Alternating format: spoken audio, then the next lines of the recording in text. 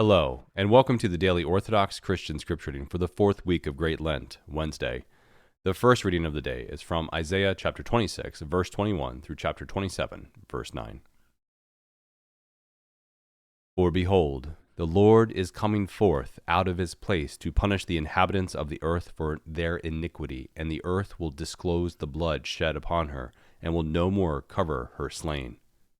In that day the Lord with his hard and great and strong sword will punish Leviathan the fleeing serpent, Leviathan the twisting serpent, and he will slay the dragon that is in the sea.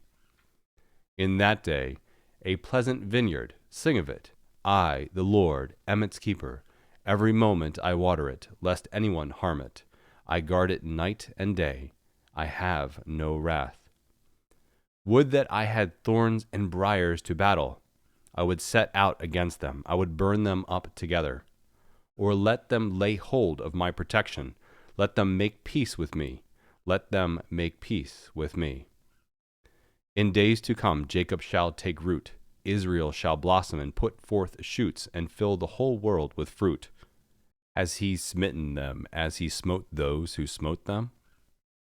Or have they been slain as their slayers were slain? Measure, by exile thou didst contend with them. He removed them with his fierce blast in the day of the east wind. Therefore by this the guilt of Jacob will be expiated, and this will be the full fruit of the removal of his sin, when he makes all the stones of the altars like chalkstones, crushed to pieces. No ashram or incense altars will remain standing. And the second reading of the day is from Genesis chapter 9, verse 18 through chapter 10, verse 1.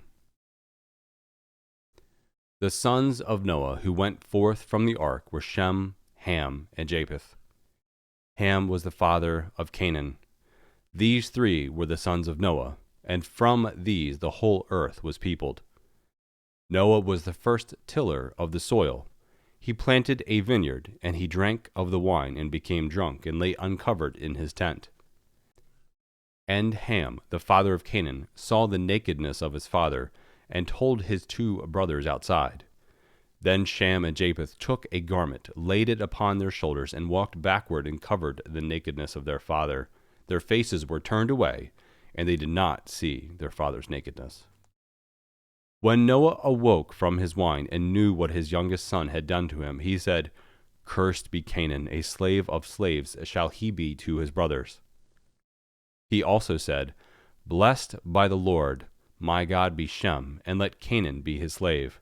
God enlarge Japheth, and let him dwell in the tents of Shem, and let Canaan be his slave. After the flood, Noah lived 350 years. All the days of Noah were 950 years, and he died.